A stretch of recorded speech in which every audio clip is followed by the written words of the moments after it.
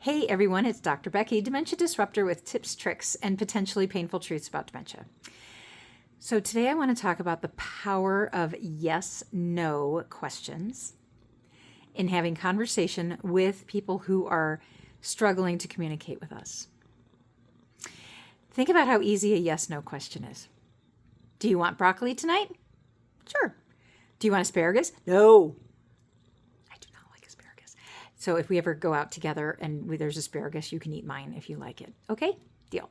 Anyway, I had a whole conversation with somebody. I walked in and they're like, how are you going to talk to her? She's nonverbal. And I'm like this. And I asked questions. Is this your name? Yes. And again, nothing came out of her mouth. It was just nods and head shakes and smiles.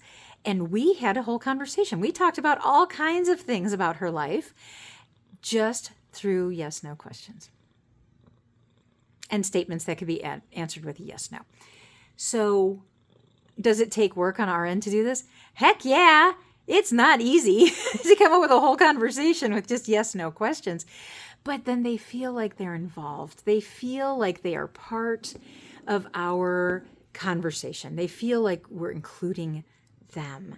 And that is huge to be able to do that. If you saw the light in this person's eyes when we were talking to her, just like we'd be talking to anybody else, just using yes/nos.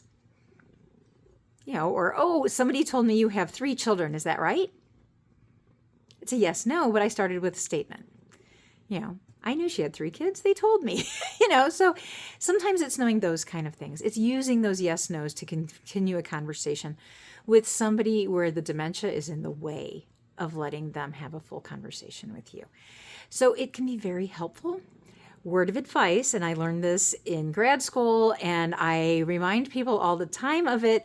You don't ask a question you don't want an answer to. If you don't want them to have an option for dinner, you say, hey, this is what we're having for dinner. If you want them to make a choice, you offer them 2 choices.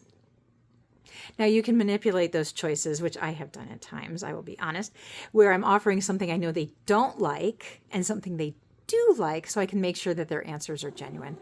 But it's just an idea. It's something to try. Like I said, it takes a little bit of practice, but once you get it, it is all good.